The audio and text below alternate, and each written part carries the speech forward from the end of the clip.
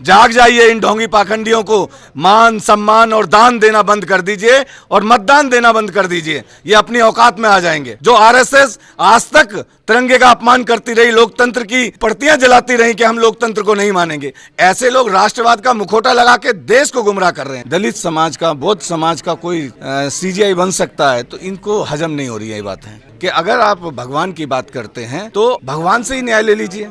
ये कानून किस लिए है, ये लोकतंत्र किस लिए है, ये संविधान किस लिए है? अपना अधिकार मांगने से नहीं, अब छीन लेगा इन लोगों से। उसके घर पे भी बुलडोजर चलना चाहिए। तो सरकार बुलडोजर से नहीं बल्कि संविधान से चलेगी। ये संविधान के ऊपर हमला है।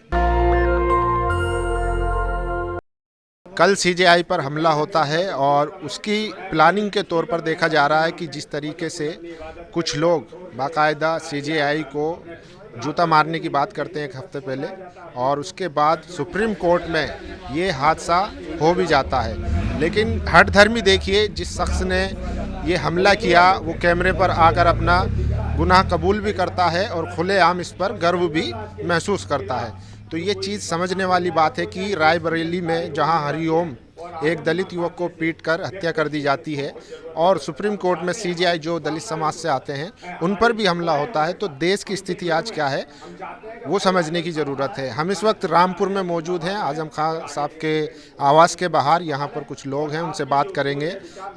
एडवोकेट भी हैं और राकेश राजपूत भी हैं जो समाजवादी के नेता हैं। इनसे समझेंगे कि किस तरीके से देख रहे हैं जो हादसा हुआ है। सर, सबसे पहले आपकी प्रतिक्रिया, जो सुप्रीम कोर्ट में सीजेआई पर हमला होता है, जूता फेंकने की कोशिश होती है, कैसे देख रहे हैं इसको? देखिए, ये आज पूरे देश के लिए बहुत दुर्भाग्यपूर्ण स्थिति है, क्योंकि संविधान का संरक्षक माननीय उच्चतम न्यायालय, उसकी उच्चतम पीठ के ऊपर जूता फेंका गया, अपमानित किया गया। ये बड़े दुर्भाग्य की बात है। और जिस व्यक्ति ने ऐसा किया वो भी कानून का पढ़ा हुआ है, वो भी कानून जानता है। इसका कारण क्या है? इसका मतलब ये है कि उसको अपराध बोध नहीं है, बल्कि उसने ऐसी प्रतिक्रिया किसी अधिकार बोध में दी है। उसने अपना ये अधिकार समझा और उसको कहीं से संरक्षण है। उसको ये प्रतीत हुआ कि मैं ऐसा करूँगा तो इससे मैं कहीं ना कहीं लाभान्वित होऊंगा। तो सबसे बड़ी दिक्कत उस विचारधारा में है जो उसको संरक्षण दे रही है। और ये संविधान के ऊपर हमला है, ये सिर्फ सीजीआई के ऊपर हमला नहीं है। और इससे 140 करोड़ लोगों की जो न्याय में आस है उसको ठेस पहुंची है। मैं तो यही कहूँगा कि जुडिशरी को सख्त होना चाहिए, और जिस मकसद से इस संविधान ने जुडिशरी का प्रोविज़न, इंडिपेंडेंट जुडिशरी का प्रोविज़न करा था इंडियन कॉन्स्टिट्यूशन में, उसको ध्यान में रखते हुए ऐसा कार्य करना चाहिए कि जो ये देश इस टाइम सांप्रदायिकता और जातिवाद का दंश झेल रहा है, उस देश को राहत मिल सके। और ऐसी विचारधारा के व्यक्तियों को दंडित होना अवश्यंभावी है, ज़रूर दंडित होना चाहिए। वो आरोपी जो हैं वो कह रहे हैं कि सुप्रीम कोर्ट या सीजीआई बुलडोजर पर कैसे टिप्पणी कर सकते हैं, मॉरिशस में जाके वो बुलडोजर को कैसे रोक सकते हैं? देखिए, बुलडोज़र की जो एक प्रक्रिया है कानून में, और कोई भी काम होता है तो वो एक कानूनी प्रक्रिया के अनुरूप किया जाता है, संवैधानिक प्रक्रिया के अनुरूप किया जाता है। और संविधान से हटके वो काम किया जाएगा, वो तो किसी भी प्रकार से उचित उसे नहीं ठहराया जा सकता।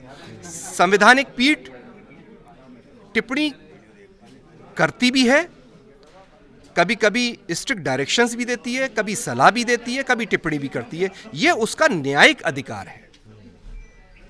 दलितों की और मुसलमानों की अगर स्थिति देखी जाए आजकल, तो चाहे वो एक गरीब हो जो सड़क पे पिट रहा है, जिसकी लिंचिंग हो रही है, मुसलमान है, और सुप्रीम कोर्ट में बैठा हुआ सीजीआई है, दोनों के साथ लगातार बर्ताव एक जैसा ही हो रहा है।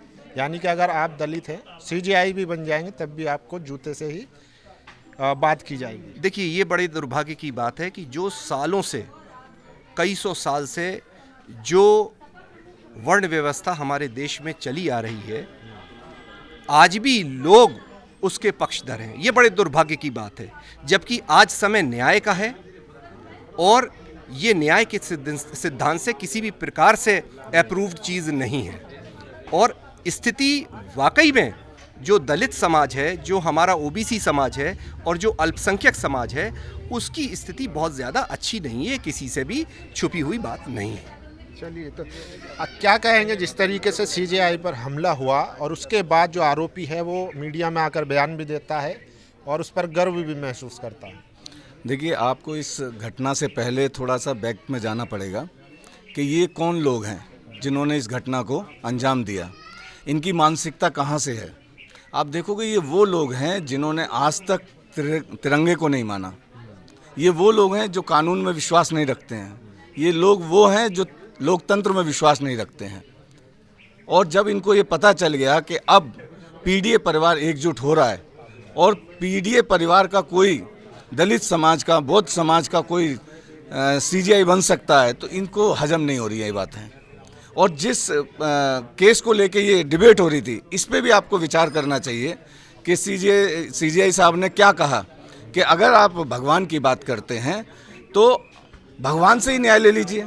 ये कानून किस लिए है, ये लोकतंत्र किस लिए है, ये संविधान किस लिए है। तो इनको ना तो कानून पे भरोसा है और ना इनको लोकतंत्र पे भरोसा है।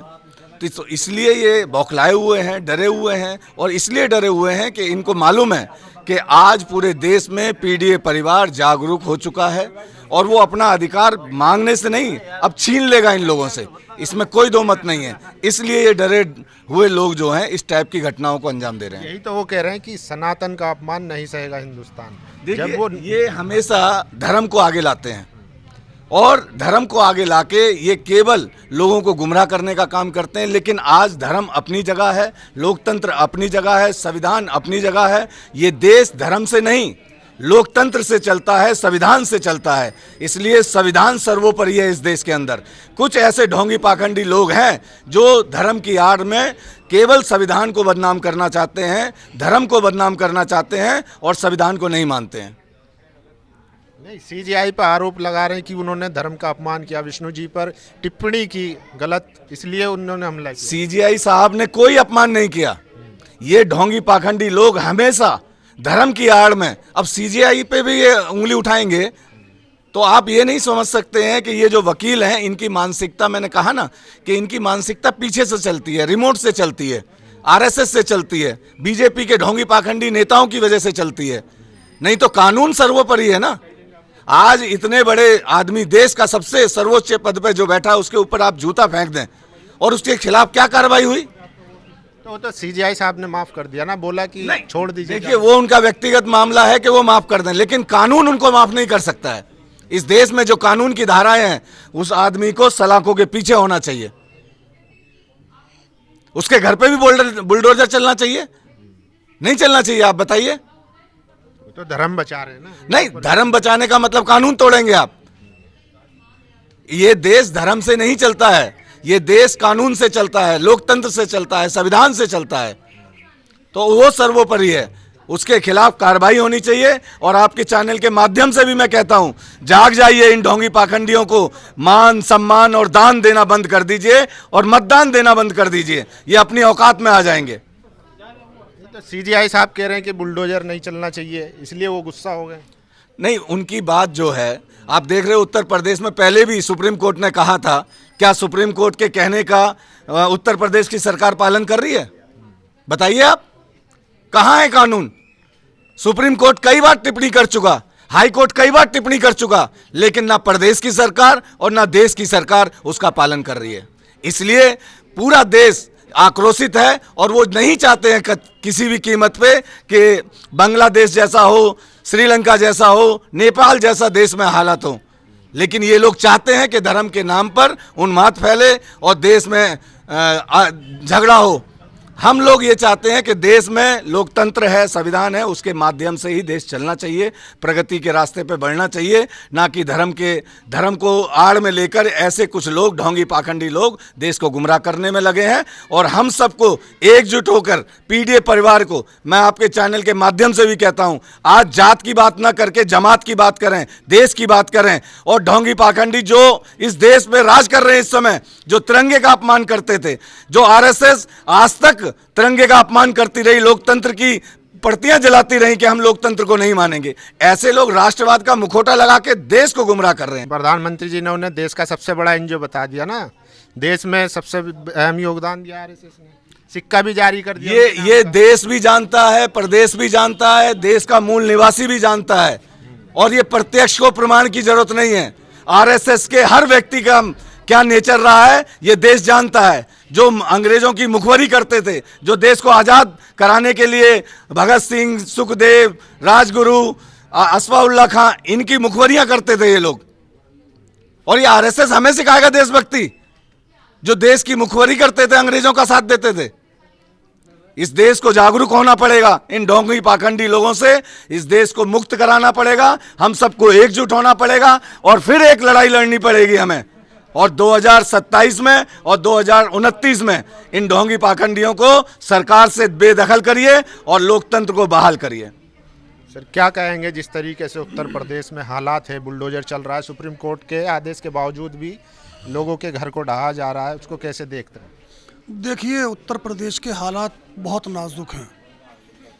बुलडोज़र की जो प्रक्रिया सरकार ने अपनाई है ये बहुत ही तकलीफदेह है, क्योंकि कोई भी सरकार संविधान से चलती है। ये तो संविधान को ही नहीं मान रहे, संविधान की धज्जियां उड़ाई जा रही हैं मुस्तकिल। तो सरकार बुलडोज़र से नहीं बल्कि संविधान से चलेगी। संविधान से ही तो चल रहा है, कह रहे हैं कि जो लोग दंगा करते हैं, फसाद करते हैं, उन पर कार्रवाई हो रही है। नहीं नहीं, संविधान को बिल्कुल नहीं मानना है। कोई दंगा फसाद नहीं कर रहा। ये एक तरीके से ऐसा लगता है जैसे कि बदले की भावना से, कहीं ना कहीं बदले की भावना से सरकार काम कर रही है, और ये बुलडोज़र चलाना किसी भी तरीके से न्याय हित में नहीं है।